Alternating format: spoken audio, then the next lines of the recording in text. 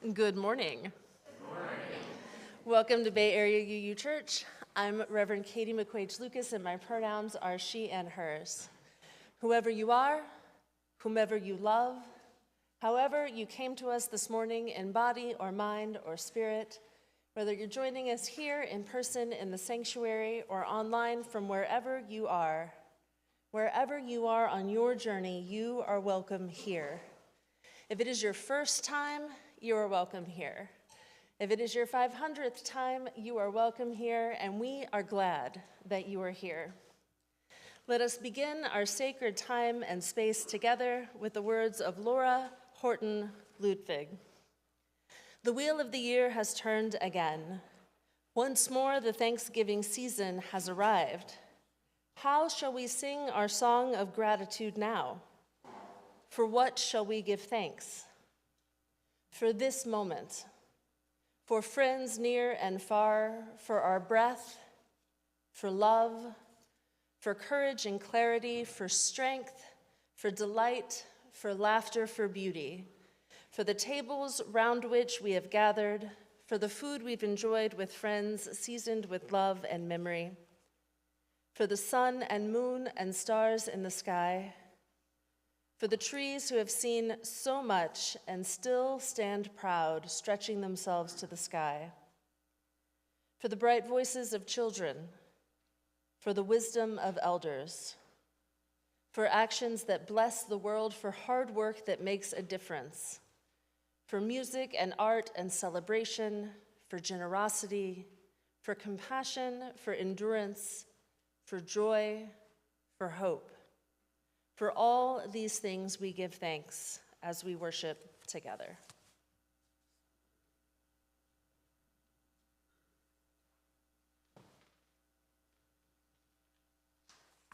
Oops.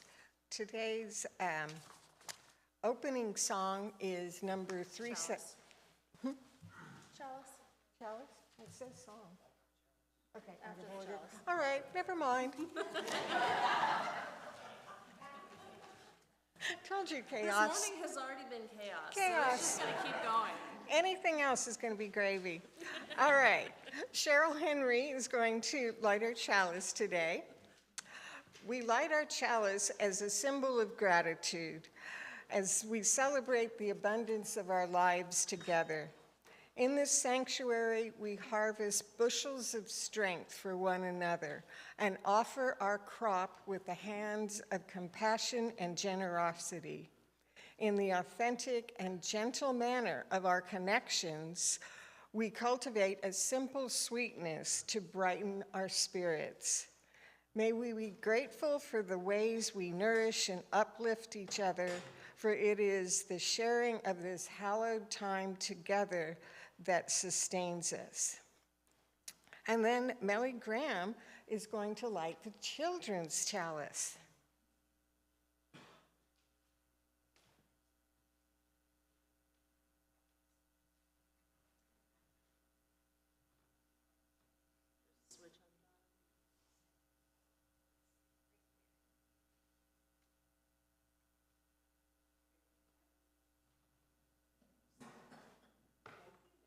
And will you lead us in the words? What are the words you say? We light this chalice to celebrate Unitarian Universalism. This is the church of the open mind, the helping hands, and the loving heart. Together we care for the earth and each other. Thank you. Thank you, Melly. Okay, now. Now, the opening song is number 209. And you do need your hymnal Yes, for that one today. there is no slide for it, so it's in the gray hymnal.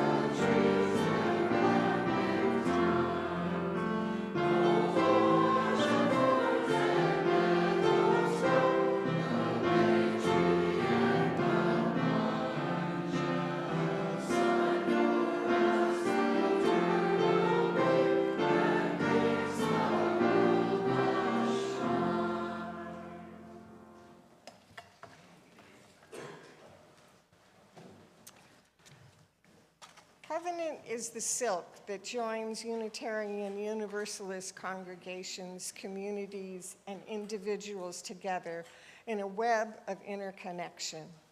The practice of promising to walk together is the precious core of our creedless faith. Please join me in saying our covenant. Love is the doctrine of our church. The quest of truth is its sacrament, and service is its prayer. To dwell together in peace, to seek knowledge and freedom, to serve humanity in fellowship. Thus do we covenant with one another. Our unison reading today is number 506 in the Gray Hymnal.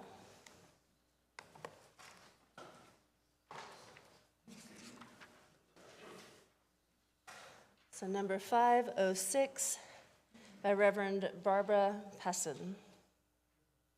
Please join with me. May the glory of the passing away of autumn lie about us, fresh gold for a time. And when the dark comes and the cold, may we remember how today we stand in glory, how we walk in bounty, heaped upon earth's dark carpet, how we move knee-deep in abundance, flung against night's winter curtain. We are thankful for its coming and for its passing. Let it be.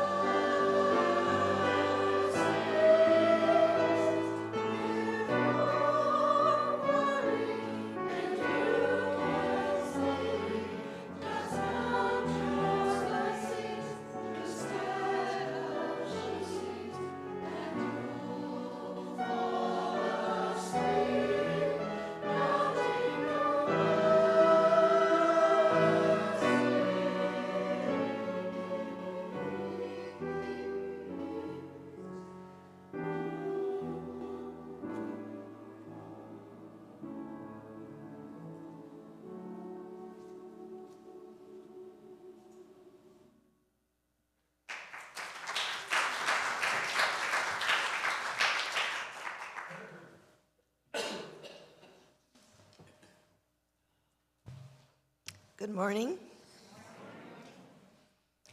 Our story for all ages today is Thank You, Amu by Oge Mora.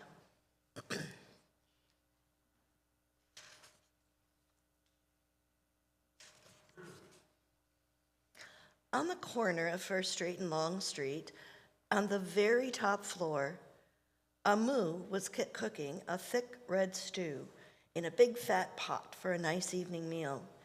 She seasoned and stirred it and took a small taste. "What a delicious stew," Amu said. "Tonight's dinner will surely be the best that I've ever had." And with that, she put down her spoon and went to read a book before supper. As the thick red stew simmered on the stove, its scrumptious scent wafted out the window and out the door and down the hall and towards the street and around the block until, knock, someone was at the door. When Amu opened it, she saw a little boy. "Little boy," Amu exclaimed, "what brings you to my home?" "I was playing with my race car down the hall when I smelled the most delicious smell. What is it?" "Thick red stew." Stew," he sighed. "That sure sounds yummy." Amu thought for a moment.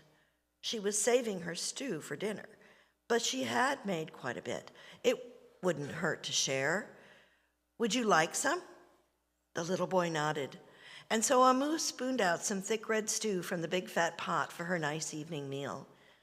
"Thank you, Amu," the little boy said. And with that, Amu closed the door and went back to her book. And as she read, her thick red stew's scrumptious scent wafted out the window and out the door and down the hall and towards the street and around the block until, knock, knock, someone was at the door. When Amu opened the door this time, she saw a police officer.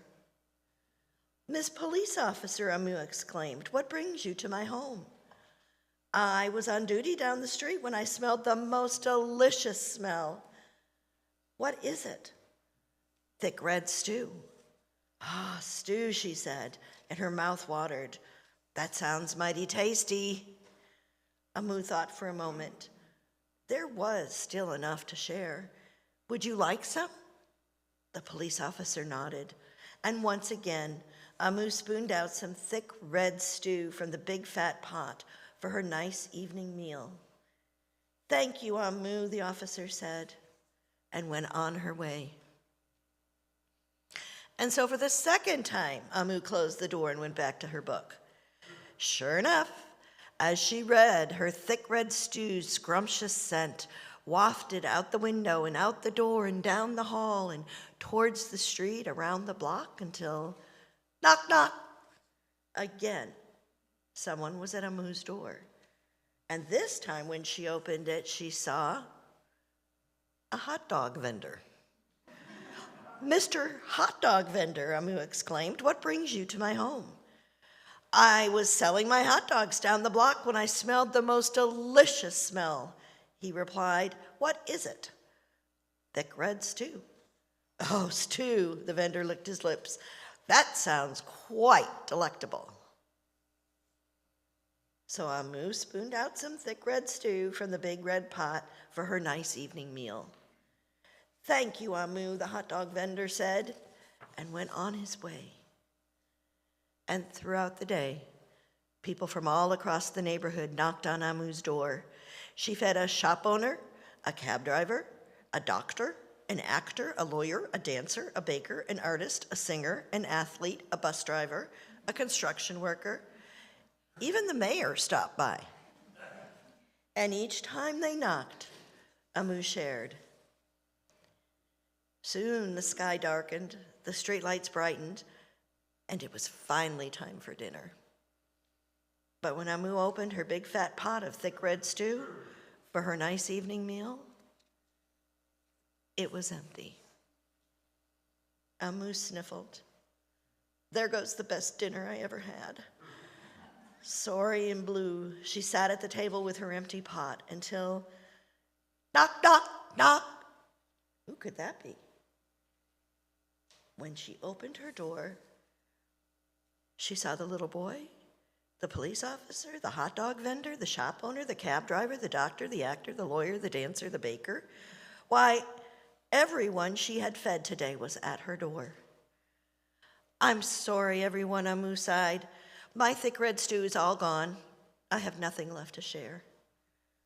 The little boy tugged at Amu's sleeve. Don't worry, Amu. We're not here to ask. We are here to give. The police officer carried in a fresh salad. The mayor entered with the roast chicken. The baker brought a collection of sweet goodies. And even the little boy presented Amu with something special in a shiny red envelope. Everyone who had knocked on Amu's door that day squeezed inside her tiny apartment, and together they ate, danced, and celebrated. And while Amu's big fat pot of thick red stew was empty, her heart was full of happiness and love. That dinner was the best she had ever had. Thank you, Amu, was in that little red envelope.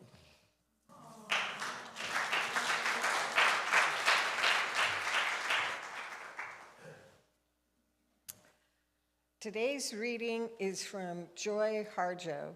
She's the previous Poet Laureate of the United States, a jazz musician, and a member of the Muskogee Nation. Perhaps the world ends here. The world begins at a kitchen table. No matter what, we must eat to live. The gifts of earth are bought and prepared, set on the table. So it has been since creation, and it will go on. We chase chickens or dogs away from it. Babies teethe at the corners. They scrape their knees under it. It is here that children are given instructions on what it means to be human. We make men at it. We make women. At this table, we gossip, recall enemies, and the ghosts of lovers. Our dreams drink coffee with us as they put their arms around our children. They laugh with us at our poor, falling down selves, and as we put ourselves back together once again at the table. This table has been a house in the rain, an umbrella in the sun. Wars have begun and ended at this table. It is a place to hide in the shadow of terror, a place to celebrate the terrible victory. We have given birth on this table and have prepared our parents for burial here. At this table, we sing with joy, with sorrow. We pray of suffering and remorse. We give thanks. Perhaps the world will end at the kitchen table while we are laughing and crying, eating of the last sweet bite.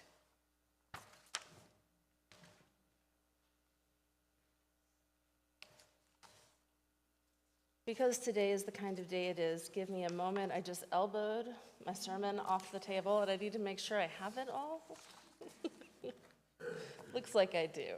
It's just that kind of day today. Food is energy embodied in physical form. As human beings, we're not able to step out into the sunshine, take it in as our primary source of sustenance. And so instead we hunt, we gather, we grow crops, and we do all the things human beings have done over history to try to capture that sun energy in a way that our bodies can take in. And in the 21st century, we're insulated from this process. Grapes from Chile can be bought at any time of year, tomatoes from California or Mexico. Bread is almost always freshly made, available somewhere, and so we have, to some extent, broken free from cycles of seasons. But I am reminded this year and the past few years of how perilous it is to try to separate ourselves from nature and how much of an illusion it is. The fourth largest exporter of wheat in the world is Ukraine. The largest exporter of wheat is Russia. This is the wheat that feeds Egypt, once the breadbasket of the Mediterranean, though no more. That wheat feeds Bangladesh, Turkey, Ethiopia. Bread does not agree with me. Many of you may know that I can't eat it, but in thinking about the ubiquity of bread, I'm reminded of how fragile our global networks can be and how much labor and effort goes into bringing any food, even the simplest and most basic of food, to my table. No matter how many machines have been involved along the way, most food does require human hands to make it from the ground, to the store, to my kitchen, to my table. Someone worked in the sun and the rain, paid in pocket change. Someone packaged it for transport. Someone unloaded it at a store, arranged it to be attractive, and someone sold it to me. And so my insulation from the agricultural cycle and the sweat and the labor exists, but it's very thin. And it's a wise decision on my part to insulate myself because I've never successfully grown a tomato, ever, not once. And sometimes I think we think about the natural world as if it is this thing apart from us. And we romanticize the idea of growing our own tomatoes and simpler living, but let's be clear, if I had to grow my own food, I would not be here. And so I'm grateful to all the hands who touched food before it came to me. And I'm grateful for the abundance of the earth. And my gratitude is entwined with the knowledge that when it comes down to it, I am not separate from the earth. I am not immune to the rhythms of the natural world, even if those rhythms seem a bit blunted in the 21st century. I think we recognize the sacrificial nature of food in both labor and the life of the food itself in our ritual meals and our ritual feasts. Human beings, being what we are, we have made sacred and ritualized many steps along the way from earth to mouth in a variety of ways across space and time. And so what we eat and how we eat it tells the world who we are. We are familiar with Jewish dietary laws and their weekly sacred meal. There is the Christian Eucharist, but there's also the post-church Sunday dinner. There's breaking one's fast at the end of Lent or pre-gaming your fast during Mardi Gras. There's breaking your fast after Ramadan. The different feasts and treats associated with Hindu festivals could be an entire catalog. And we have our secular celebrations too, the holiday barbecues, the roasts, the picnics. All of these are in some ways set apart from the day-to-day. They're different from the fast food meal we eat in the car when we're going from one thing to the next thing. They're different from the lunch eaten at a desk, the quick meal grabbed by family members at different times as they come and go through the kitchen. Most Americans no longer do the big Sunday spread, but the point of the shared meal is different from just eating for nourishment to get through the day. You bring out the special dishes, the nicer plates. Hopefully you have good company. These meals become a time to stop, to press pause with the busyness, to spend time together and connect with one another. Of all our holidays, Thanksgiving is the one that most closely hews to this spirit of community and gratitude, because it's the holiday that is almost completely about food and connection to friends and family. Before stories of patriotism and national identity, before football, really even before we had traditions of turkey and dressing and mashed potatoes, there have been harvest festivals. There have been feasts of Thanksgiving to honor the uncertain path from the rays of the sun to nourishing communities all through the winter and the spring. Even without touching my hand to a plow, even without fearing winter weather particularly, there is much to be grateful for. In a world that can be dangerous and uncertain, I hope for many of us, we found a moment of pause this week and a moment of connection. And each of us might not have had a holiday feast that looked like the Norman Rockwell image, but I hope that whatever it looked like for you, this week was a time of connection to nourish not only your body, but your heart and your spirit. And if it wasn't, I hope that today can be that day for you.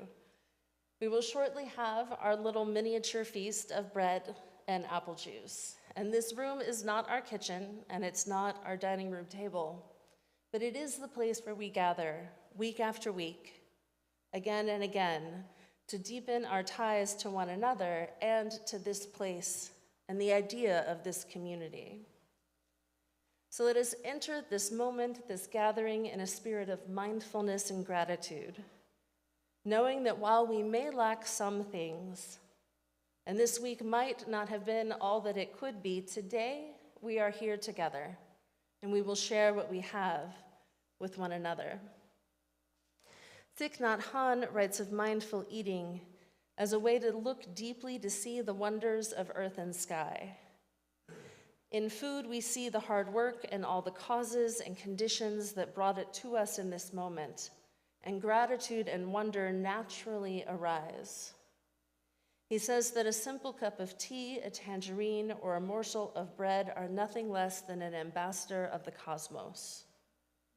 To eat with the energy of mindfulness, we experience our interbeing with the planet that is nourishing and sustaining us, and heal our feelings of loneliness and disconnection. There are several principles in Plum Village, the community he founded, that are recited before a meal.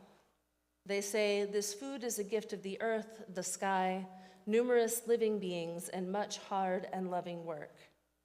May we eat with mindfulness and gratitude so as to be worthy to receive this food. May we recognize and transform unwholesome mental formations and learn to eat with moderation. May we keep our compassion alive by eating in such a way that reduces the suffering of living beings, stops contributing to climate change, heals, and preserves our precious planet. We accept this food so that we may nurture our brotherhood and sisterhood, build our Sangha, and realize our ideal of serving all living beings."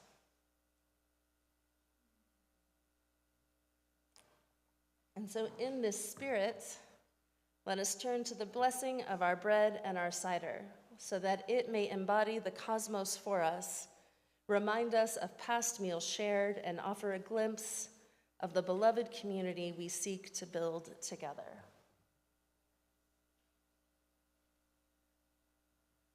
Bread, the staff of life, the source of nourishment for so many peoples of this world. The sun shining down, the rain, the nourishment drawn up from the earth. The grain takes it all in and transforms it into nourishment for itself, for birds, for animals, and for us, for we too are creatures and part of the interdependent web. The grain is gathered, be it wheat or corn or rice, by hands we will never see or know. The grain is milled into flour.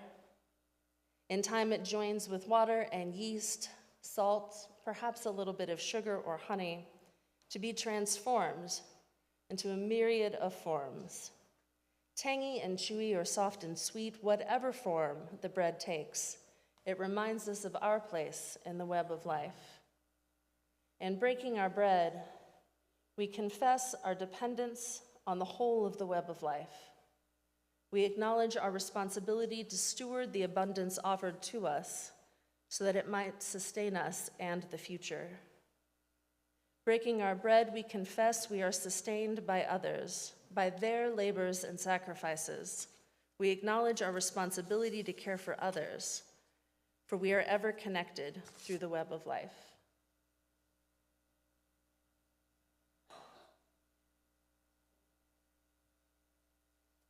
The apple, the fruit of the tree of knowledge, gathered and pressed and filtered and sent out into the world, this too is a gift of nature. Sunshine and soil and rain made into a form we can drink and share with one another. In pouring the cider, we honor the knowledge and wisdom that support our lives. We acknowledge those who came before us, preparing the way. We acknowledge those who come after us, seeking knowledge and freedom in their turn. In pouring our cider, we celebrate the lives of others and our own, sensing our place in the web of life, not only through this space and the present, but our place in the web of life through time. We acknowledge our inheritance and we pledge to steward it wisely so that we might bequeath it to those who come after us. At this time, all who wish to do so are invited to come forward to either table for a piece of bread and a cup of cider. If you need some brought to you, please raise your hand. And note that this bread up here is gluten-free, so if you need gluten-free bread, come to me instead of to the table. And so please bring it back to your seat with you so that we can eat it together. Would you like this?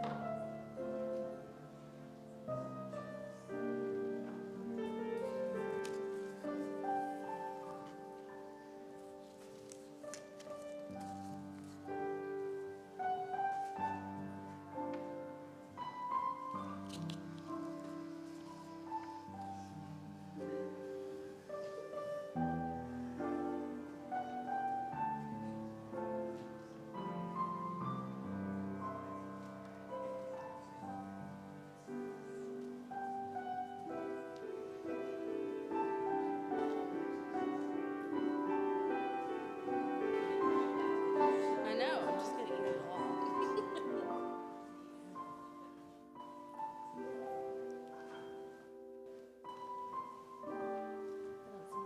up, so I think everybody's good.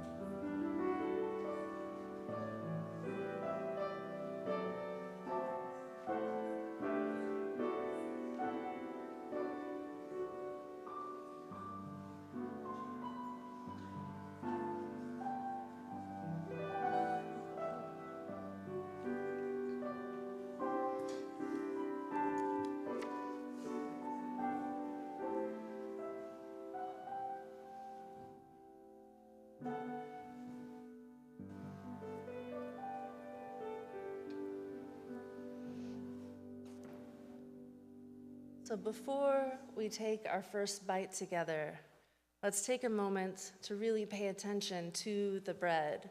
And let's start by smelling it. Just get a little bit of that grainy, yeasty aroma. And feel free to close your eyes if that helps you really pay attention and notice. And notice the texture of it in your hand. Perhaps you got the crustier baguette piece or the soft roll.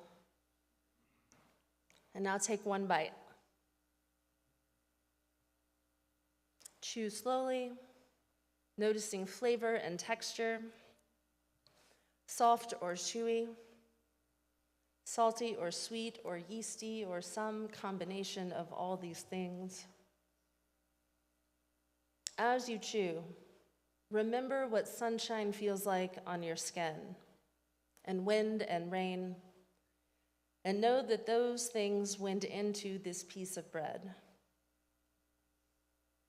Remember the smell of rain, and know that it went into your bread.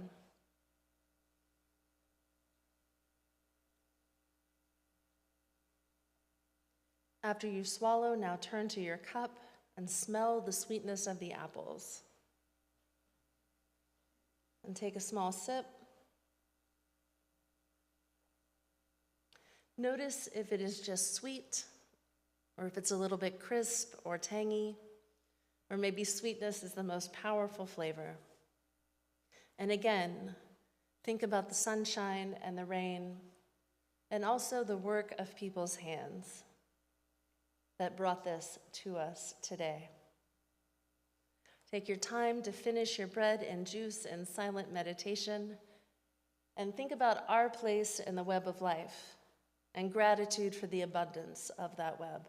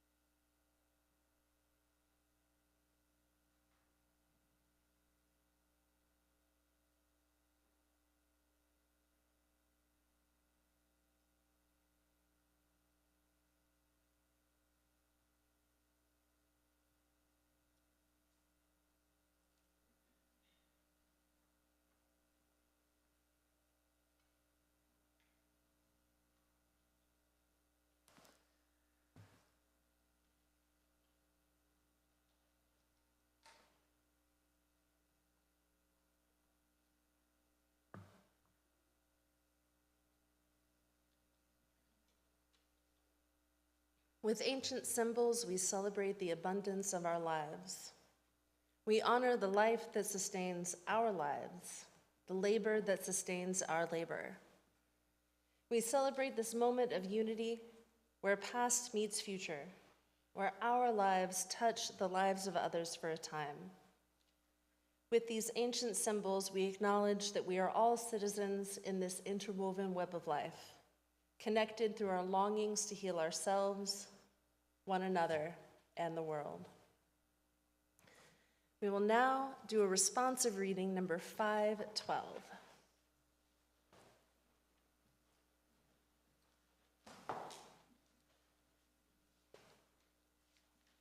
So again, responsive reading number 512, We Give Thanks This Day by Eugene Pickett.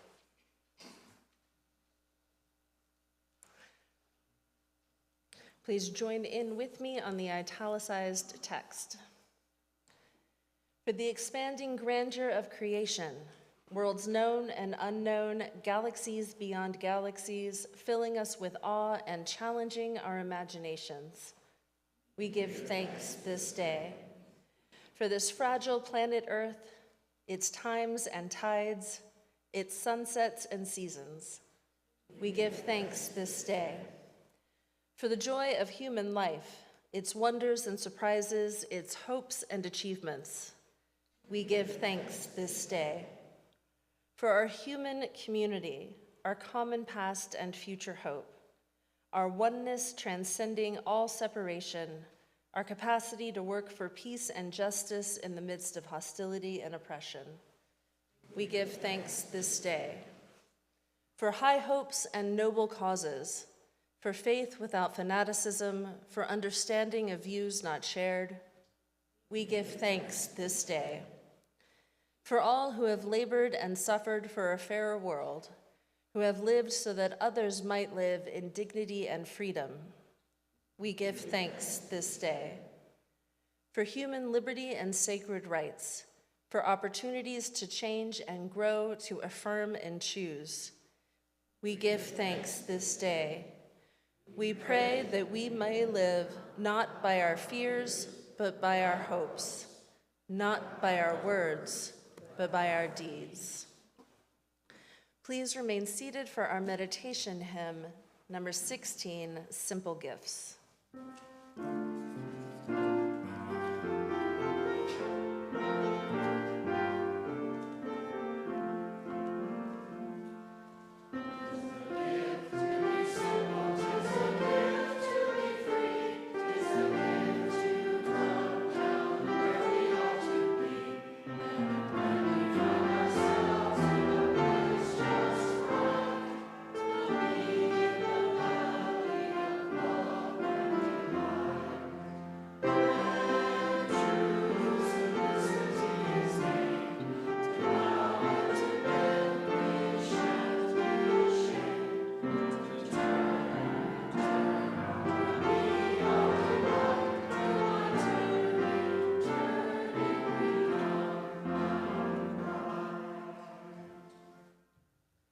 So before we launch straight into our offering, we are going to learn a song.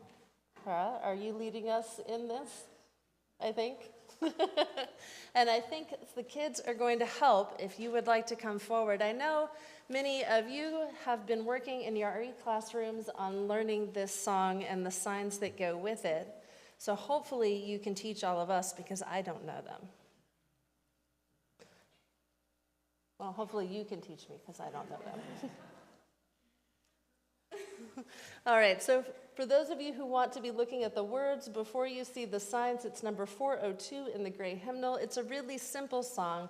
Maybe we should sing it through once and then you can show us the signs on a second time through? Okay, so let's go ahead and sing it through one time so that we all know the words.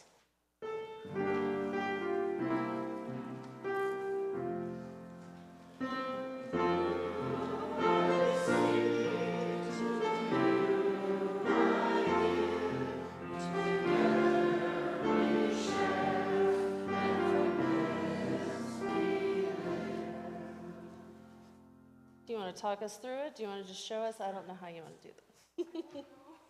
All right, so let's all sing it and watch Clara, and hopefully we'll get the signs. Are you ready? Okay.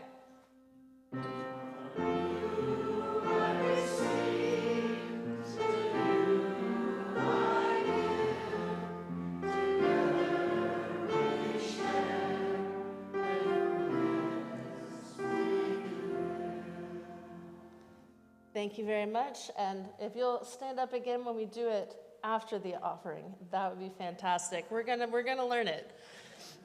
So our congregation exists and thrives through the gifts of those who call this place their spiritual home. Please give as generously as you are able to support the work that we do both here within our community and in the wider world.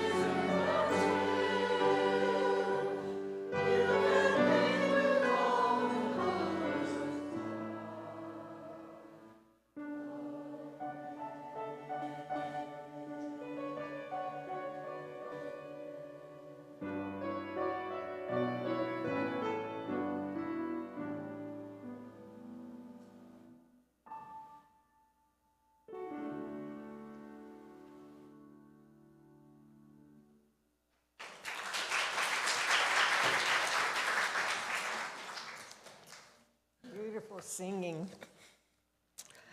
Please join me in saying, "This gift from the abundance of my life blesses me, our ministries, and the world." And now we're going to do a reprise of Song 402. And Clara, you going to help? We're going to learn it eventually. Yeah.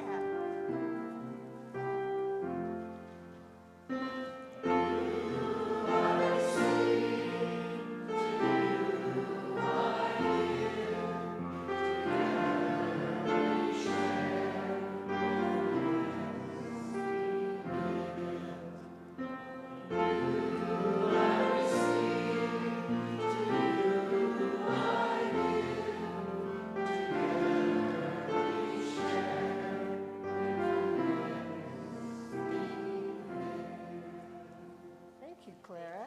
That was great.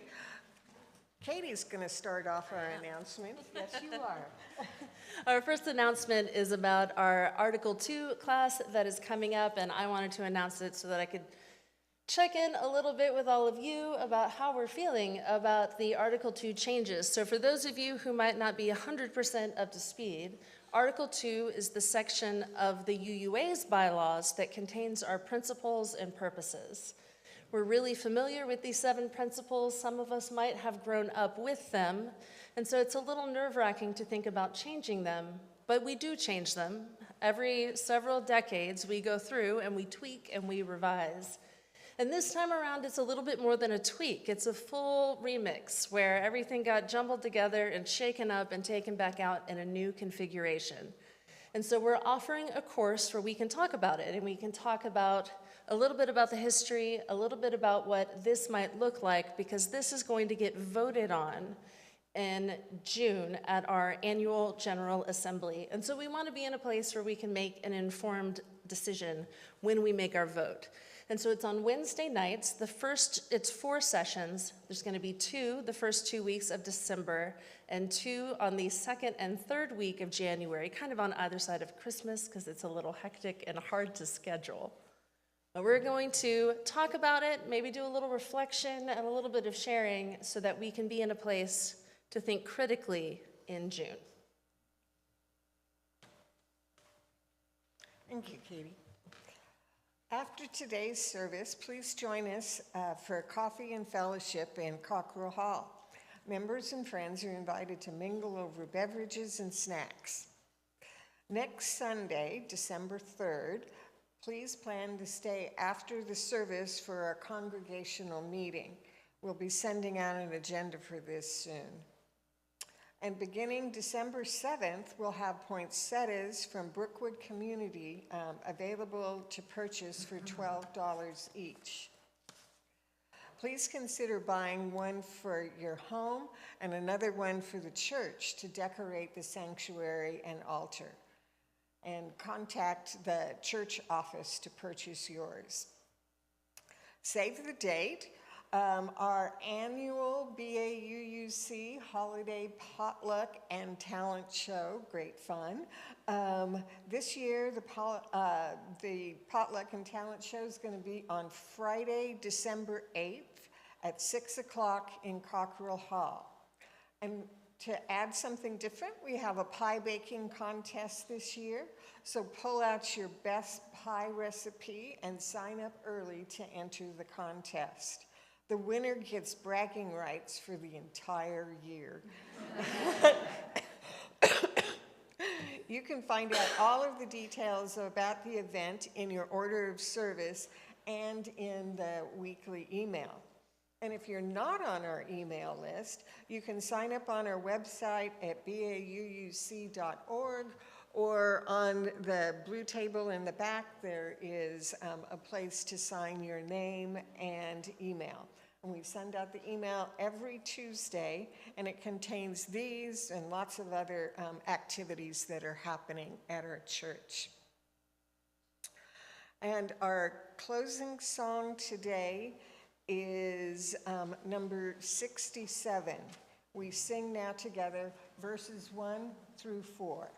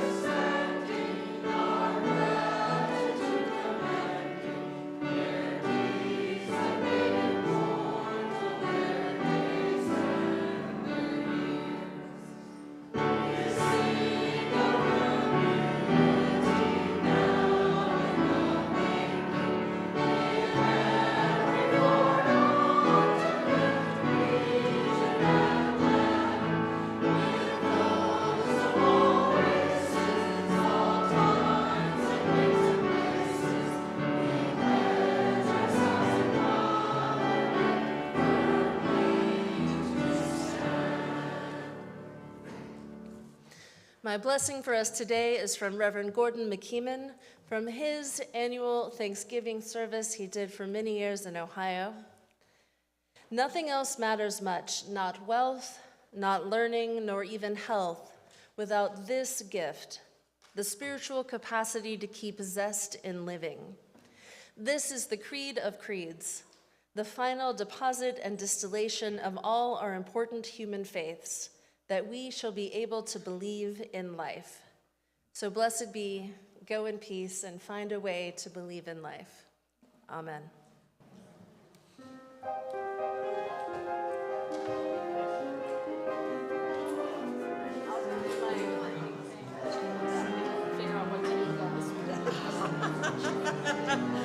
Sounds like